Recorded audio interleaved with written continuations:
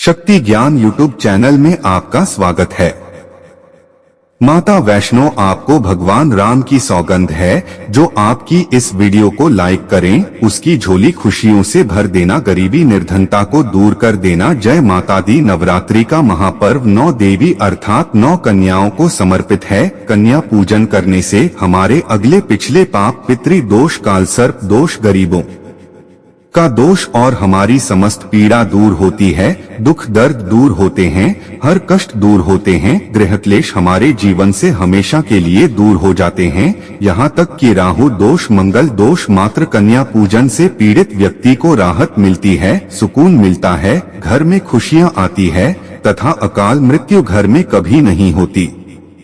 दोस्तों, इस बार के नवरात्रि बहुत ही शुभ और मंगलकारी माने जा रहे हैं। इस बार चैत्र नवरात्रि 9 अप्रैल दिन मंगलवार को शुरू होकर और इसका समापन 17 अप्रैल दिन बुधवार को होगा। दोस्तों, नवरात्र की अष्टमी और नवमी तिथि पर कन्या पूजन का विधान है। इस बार महाअष्टमी तिथि 2024 इसमें 16 अप्रैल दिन मंगलवार को मनाई जाएगी और नवमी तिथि 17 अप्रैल 2024 दिन बुधवार को है। ऐसे में आप अष्टमी और नवमी को इन दोनों तिथियों में कन्या पूजन अवश्य ही करें। कन्याओं को भोजन अवश्य खिलाएं। शास्त्रों में 9 दिनों के नवरात्रि को बहुत ही शुभ और मंगलकारी माना जाता है और वही 8 दिनों के नवरात्रि को अच्छा नहीं माना जाता है। ऐसे में 10 दिनों के नवरात्रि बहुत ही शुभ माने गए हैं। शास्त्रों के अनुसार नवरात्रि के दिनों में माता रानी का पूजन करने से, कन्या पूजन करने से मां अभय वरदान प्रदान करती है। कुंडली में जो कष्ट होते हैं उन्हें ठीक कर देती है। श्रीधर की तरह ही सच्चे हृदय वाले व्यक्ति के सभी कष्टों का निवारण मां शीघ्र ही करती है। मां की उपासना से विनम्रता का विकास होता है। सभी कष्ट, दरिद्रता, दुख, कष्ट नष्ट हो जाते हैं। नवरात्रि में माता रानी का व्रत और पूजन किया जाता है, लेकिन नवरात्रि के दौरान सबसे ज्यादा महत्व होता है कन्या पूजन का। दोस्तों, कन्या रानी जो होती है फूल की पंखुड़ियों की तरह नाजुक होती है। कन्या पूजन सर्वोपरि है, श्रेष्ठ है। कन्या के रूप में स्वयं जगदम्बा देवी माता वैष्णो 9 देवियां अर्थात समस्त ब्रह्मांड इनके शरीर के कण कण में वास करते हैं। बहुत कम लोग जानते हैं 33 कोटि देवी देवताओं का वास होता है। कन्याओं के मस्तक पर कन्या चाहे छोटी हो चाहे बड़ी हो, वह सदैव पूजनीय है, मां के समान मानी जाती है। दोस्तों, माना जाता है व्रत और उपासना से माता रानी इतना प्रसन्न नहीं होती है जितना कि कन्या पूजन से होती है। नवरात्रि में छोटी छोटी कन्याओं को माता रानी का स्वरूप माना जाता है। कन्याओं को भोग लगाया जाता है, उन्हें प्रसन्न किया जाता है और बदले में आशीर्वाद मांगा जाता है। कन्याओं को प्रथम करने के लिए गिफ्ट आदि उपहार वगैरह दिए जाते हैं। माना जाता है अगर कन्याओं को कोई भेंट दी जाए और वह उसे खुशी खुशी स्वीकार कर ले तो इसका मतलब है माता रानी अर्थात माता वैष्णो ने वह भेंट स्वीकार कर ली। जिन पर कन्याएं प्रसन्न होती है तो समझो उन्हें माता रानी का आशीर्वाद मिल गया और माता रानी की कृपा से उन्हें मुंह मांगा वरदान प्राप्त होता है। कन्या पूजन कोई मामूली पूजन नहीं होता। समस्त ब्रह्मांड में जो पूजा होती है उनसे बढ़कर कन्या पूजन को माना जाता है। 10 बार गंगा स्नान करने से और 100 बार यज्ञ करने से तथा 1000 बार यात्रा करने से जो पुण्य मिलता है वह मात्र एक बार कन्या पूजन करने से करोड़ों गुना भक्त को डोट मिल जाता है, प्राप्त हो जाता है। दोस्तों, इसीलिए कहा जाता है कि कन्याओं को सताना नहीं चाहिए, इससे समस्त ब्रह्मांड हिल जाता है। कन्याओं की जितनी सेवा की जाए कम ही होती है।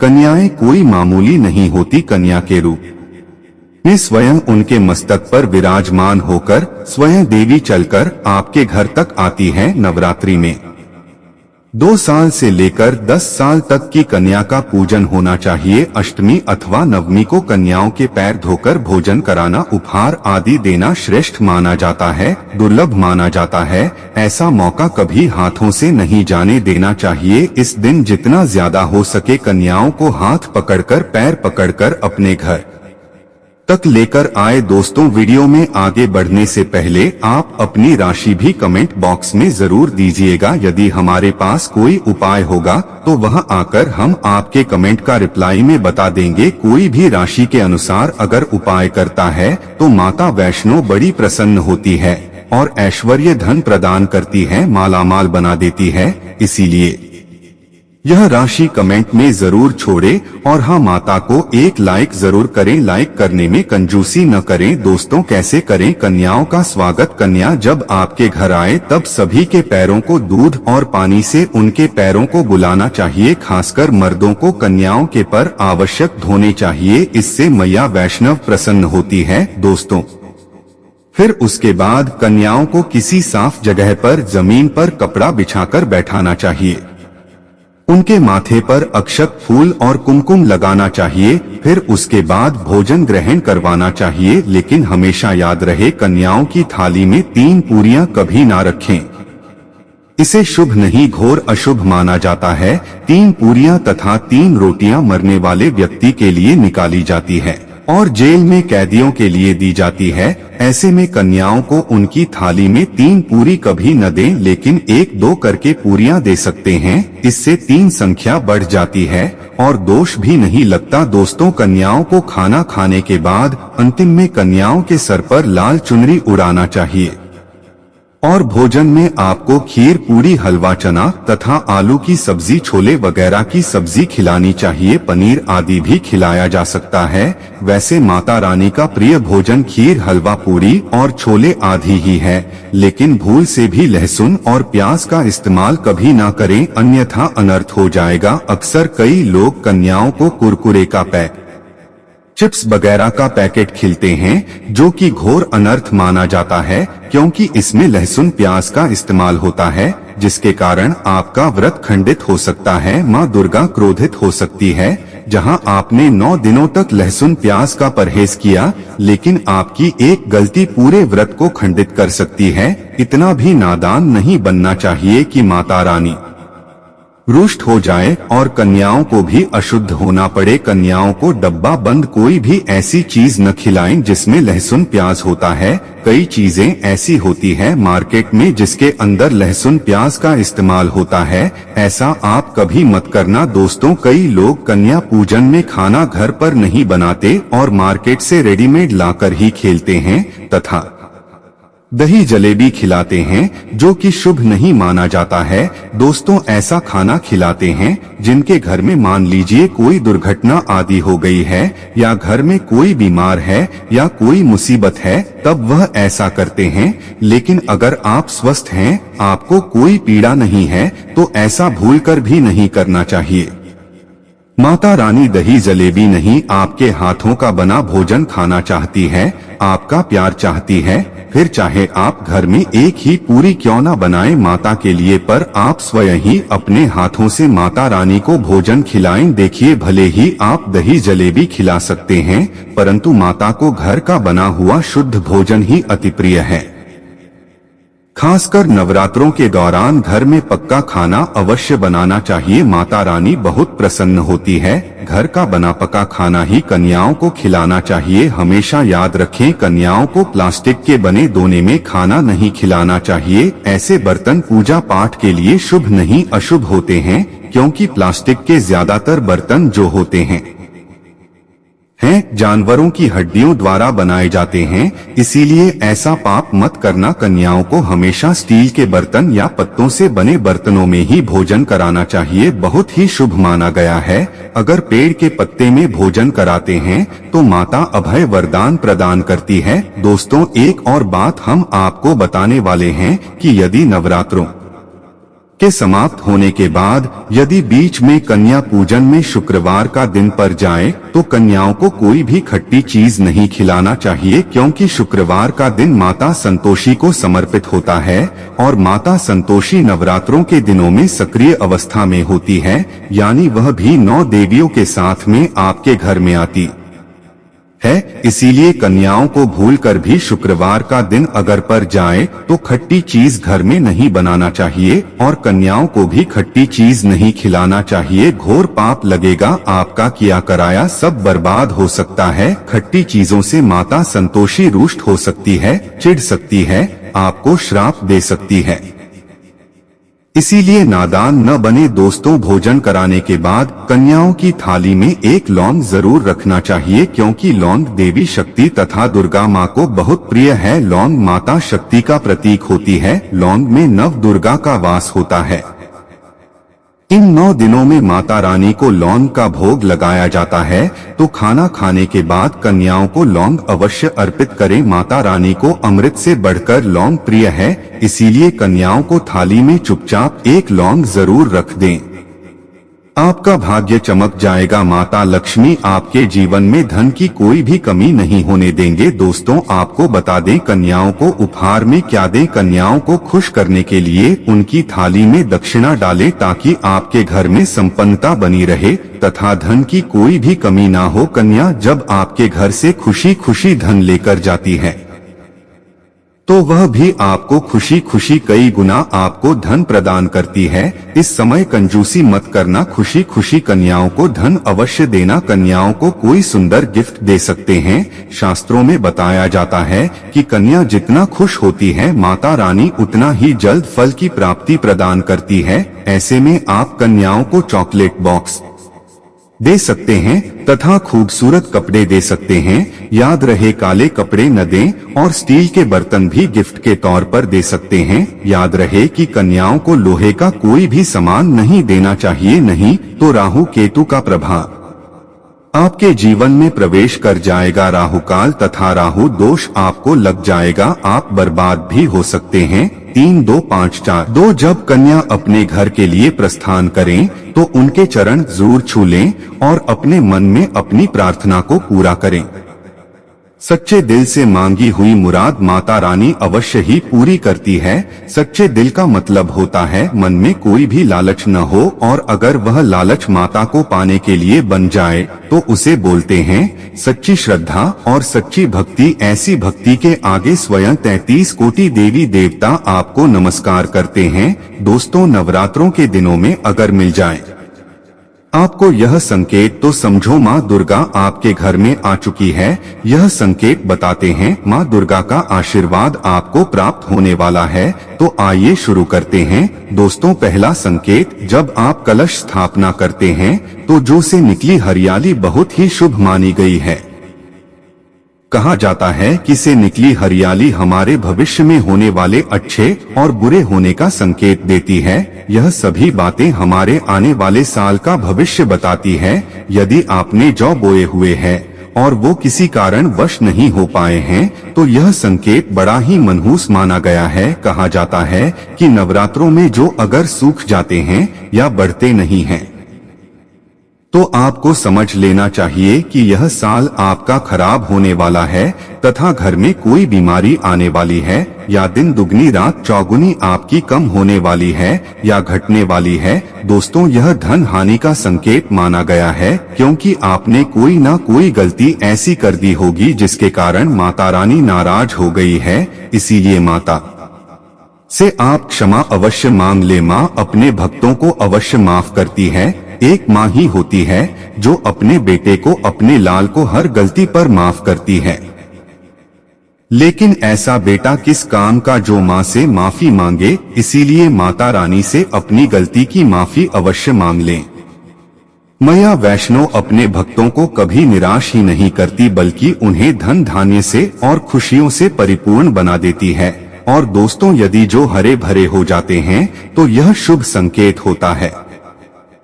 इससे आने वाले समय में आपको बहुत ज्यादा ही धन लाभ होगा। माना जाता है कि 1 रुपए का सिक्का या चांदी का कोई भी सिक्का जौ के बीचों बीच में अगर मिट्टी में दबा दिया जाए तो घर में सुख समृद्धि आती है। माता लक्ष्मी दौड़ी दौड़ी चली आती है।